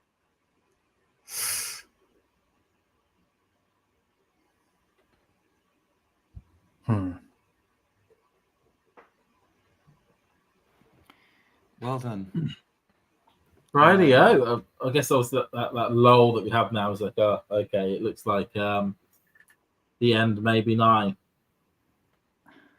Very likely. Yeah. Borges has been playing these points like so aggressively now. He's really been trying to. He's not being passive. He's not waiting for the mistakes. He's actually trying to take control of the match. Maybe because he knows Nadal could come back at any point. I don't know if you would agree with that, Eddie. I mean, you can't take your foot off the gas if you're playing against Nadal. You've got to keep going, haven't you? But it just, I mean, he's just been much better, Borges. I mean, he's been actually very successful using that forehand going into Nadal's forehand. Nadal just hasn't been able to deal very well, and he just hasn't been able to do much on his racket. I mean, he talked about he just haven't had the depth, and he did maybe raise it a little bit later on in this match, but it just hasn't been enough. It's not been good enough, and Borges has come up with much better tennis. I mean, it's also there's if you take away the fact of who he's playing, Borges. I mean, the season that Borges has had, I mean, it's been his best season of his career, you could probably say. And actually, there is a point that you'd say he deserves the title this year. And this could be, certainly, how monumental it'll be for Borges to be able to pick up his first ever title, especially on a surface that he likes a lot, on the clay courts. And very much, well deserved in terms of the players he's had to come through this week. Really tricky clay quarters. And coupled with the great season that he's had, it feels like it's well deserved. This would very much establish him in the top 50 now, I think, up until for the rest of the season anyway. I can't it's probably going to be like beginning of next year where he's going to really kind of threat for that position. But if he kicks on with it, as Nadal puts a forehand into the net for Lurty Love Borges, you could see Borges kind of starting to compete for being seeded at slams. Yeah, I mean, he'd have to he'd have to either win another 250 or at least go very deep at a 500 or 1,000 to get into that seeded position. For the US Open, but it wouldn't be crazy for the Aussie. Yeah, it would not be crazy for the Aussie. I mean, it's actually remarkable. It's another topic for discussion, but actually, it's becoming a lot more. You have to get a lot more points now than you ever had to before to be able to get to be seeded at a lot. Slams these days.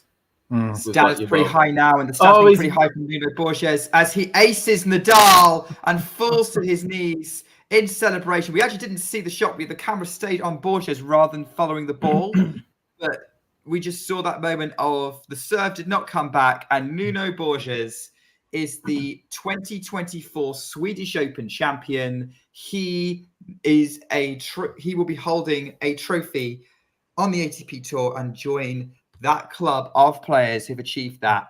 And you have to say, he just got better and better as that match went on.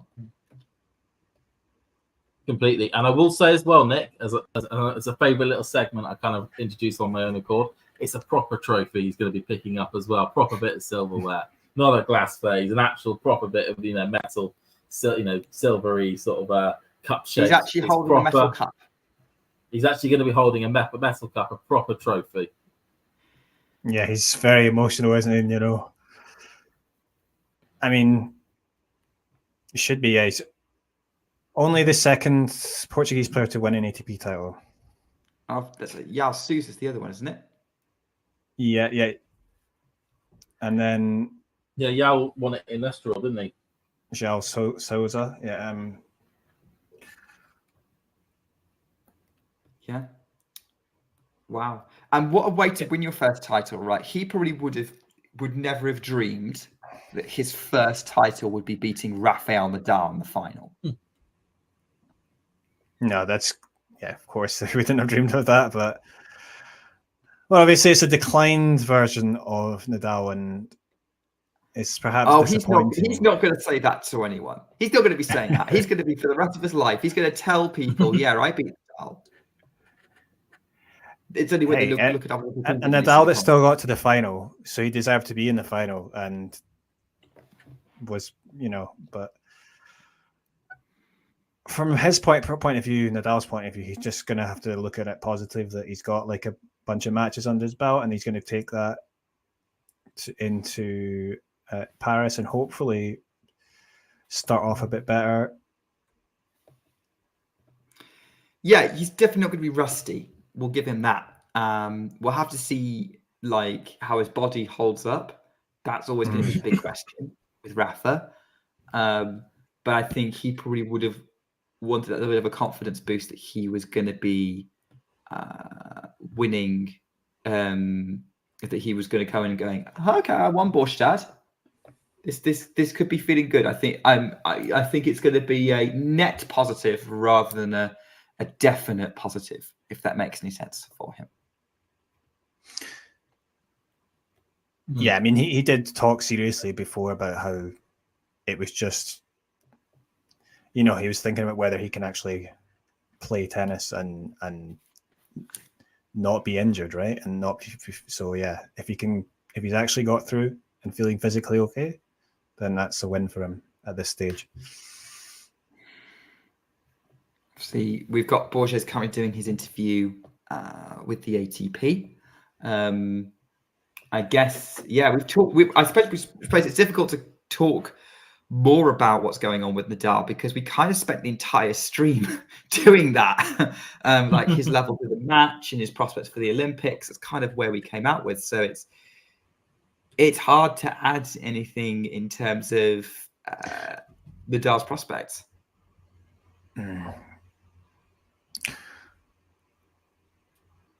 For Nuno, though, he now has that stat. I think he's the second player outside the top 50 to beat Nadal on clay. Yeah, but because he's just outside the top 50 at 51 as this match was played. So, I mean, yeah, and to get your first title against Rafa, it's pretty cool, isn't it? So he's going to have that always on his career resume. So. Yeah. again, that's probably not many people can say that, but of anything, right? I mean, Stan Wawrinka, no, it's first Grand Slam title. But yeah. Oh, and now my stream has ended. So there we go. I'm not going to get to see the trophy ceremony. No trophy ceremony for you. But fortunately, it's fine because it's all about Borges. All the Bastad winners different there. Yeah, he has joined an illustrious list of clay court merchants. Nothing wrong with that. If he picks up, but I'm not sure it's fair to. Yeah. I'm not saying it's bad. I'm just saying there are a group of people that exist for only clay courts, and they'll play them whenever they can. Yeah, I don't know if that's fair in his case though, because he's got. I mean, his best slam result was at the Australian Open, wasn't it? He reached the fourth round and he beat Grigor Dimitrov this year, didn't he? So. No, he's not a clay court merchant. He's just joined a list of clay court merchants. Yeah, you're right. Okay, but it sounded a bit like that. Okay. That's right. I've been a bit flippant. I think the fact it's an ATP. Whenever there's a main tour event, if you're playing it, I think that's much better than people not playing them. Matthew's asking the chat, when's the draw for the tennis Olympics?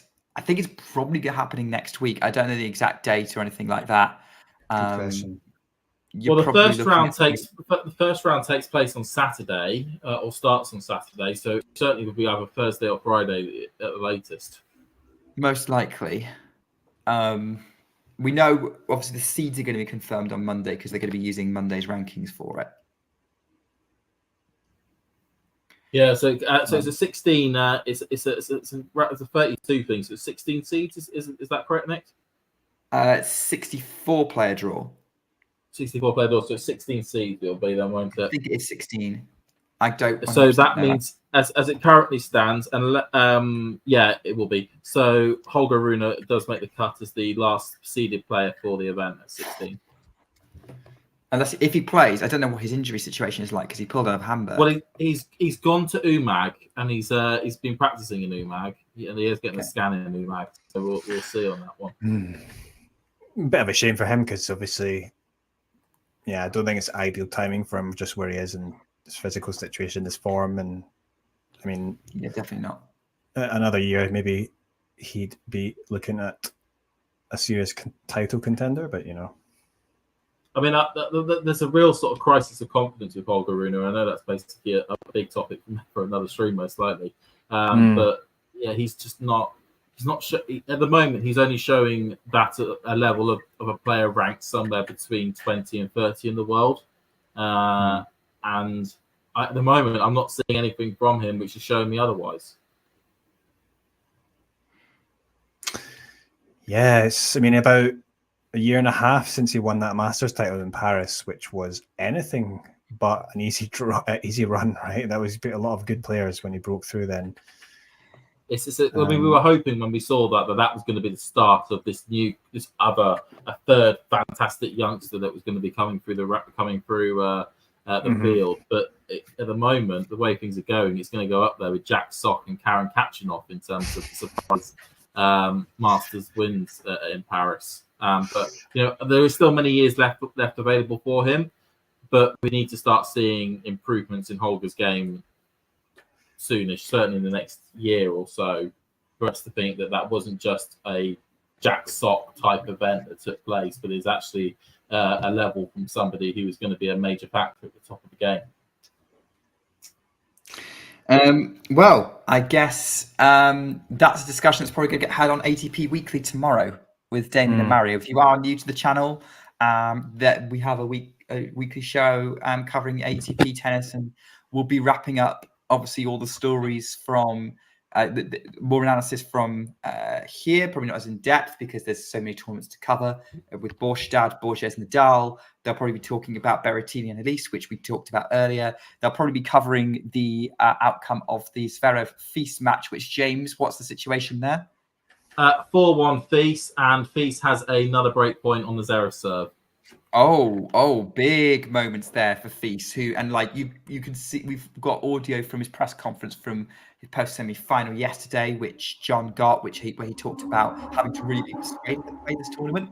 Maybe he's not going to regret that if he can get the job done against Zverev today. Was there not some physical issues for Zverev, or was he saying that he had like some problem with the leg, with strapping and everything? My understanding is that his knee's still causing him issues. He's not actually sitting down when he at the change of ends. He's just standing up next to his chair, just drinking water. But he has just hit an ace just to see off the break point chance. But no, it's a tough one at the moment. Feast is playing fantastically well. I mean, he absolutely dispatched Spires yesterday. I mean, it was mesmerising, really. So Feast might be might be about to get his first ATP 500 title. We'll again, they'll be talking about that on ATP Weekly, and they'll also be talking about the result from Newport. Which I think Zverev's just asked for the trainer. Okay. Oh, Newport, yeah. So that's a potential first. Is it first title for Mickelson? Yeah, it'll be a first-time title for either of those two players. Yeah, right. Okay, yeah, Giron hasn't won a title. I know he's 31 and he's not won a title. It's but given how he's played on the grass courts, this year, you'd think that Giron would certainly deserve a title. Yeah, I was really liking how he was performing, and I was backing him to go deep at Wimbledon, and his form fell off a bit for Wimbledon when he was doing really well at like Stuttgart and Halle. Oh well. But hopefully he does get that, although that'll be 250 points that'll be sat on his ranking that he's instantly going to lose the following, like within 12 months. Given Newport's will be a 250. Yeah, he'd have to go to because next year this point of the season it's going to be Los Cabos is going to be the nearest place that you can go to try and defend those points unless he wishes to go on the clay courts. It's a real shame, actually. I mean, generally for the ATP Week, we talk about the fact that both Newport and Atlanta are going to disappear off the tour next year. I mean, maybe Atlanta won't be missed as much. I don't know. But that will probably be a discussion for that show. And there'll be hopefully lots to talk about on the WTA Weekly show, which obviously we haven't had the WTA finals yet. Budapest is starting in 10 minutes. And then obviously the Palermo final is starting tonight at 7:30 my time, 8:30 their time. That should be a great. I'm really looking forward to that one. That should be a great one. Shane versus That's going to be so good. So, like, stay tuned for confirmed timings on that. But yeah, should be good time. But like, thanks James Neddy for coming on and covering this Bastad final with me. I guess I'll go to you, Eddie, for your final thoughts on this match and how you're feeling about it. Well, it was very much Borges' day, wasn't it? I mean, he was actually clearly the better player. I think the result actually, in terms of the scoreline, was more or less indicative of the way level of play went. And yeah, much more confident and aggressive and producing the better tennis. I think from Rafa's point of view, obviously it was concerning that he has had such an inconsistent maybe level of play. I mean, throughout the week it's been like that. He's been up and down. But I do think that because he might have been a little bit tired as well coming into this. I don't know, because he's had some long matches and he hasn't obviously been playing tennis regularly. But nonetheless, he's just got to, from his point of view, he's got to be positive and go on to the Olympics where, you know, hopefully he's going to start off a little bit better, but at least he's got these matches under his belt. And then for Borges, amazing week for him, amazing year for him. And I think, you know, maybe he can also get some surprise results when it comes on to, I think he is playing the Olympics, right? Yeah. Yeah. So, and also in tournaments coming up, I mean, yeah, we know that he can play pretty well on the hard courts as well. So yeah, he's got a chance to get further up the rankings. He's now up to 42 in the rankings, I think, or something around. Yeah, he's going to be at a new career high anyway. So getting near the top 40, yeah, and it's not too far, as you said, from a seeding spot. So that's probably something that he might actually try and aim for. It's competitive though when you get there. So easier said than done. But yeah. A lot of good players in the mix there. Good summary there, Eddie. James, final thoughts. I'll make it very quick, because I think John will want to get back to the centre court, just in case there's only a few seconds left of it. But title Uno for Nuno is the best way to end it. He's done incredibly well there to get his first title. Great week, well deserved given the season that he's had. And from a Rafa's perspective, it's been great to see him play an entire week's worth of tennis, get 4 wins. But the glaring issues that were pointed out in the main part of the clay court season back in May are ever present. And it just means we've got to have tempered expectations when it comes to the Olympics. So hang on, is the match over in Hamburg? No, but Kazarev went out on court, but with the trainer, we don't know how long he'll be out there for. Okay, right. Well, in which case, yes, I agree with that. So, well, thanks both for coming on. Thanks everyone for watching. And if you are new, please subscribe to the channel. Stay tuned for ATP and WTA weeklies coming over the next couple of days. And hopefully we'll see you again soon. And until then, take care and keep talking tennis. If you enjoyed this video, make sure you hit that like button. Don't forget to subscribe and click that notification bell so you don't miss out on all things tennis.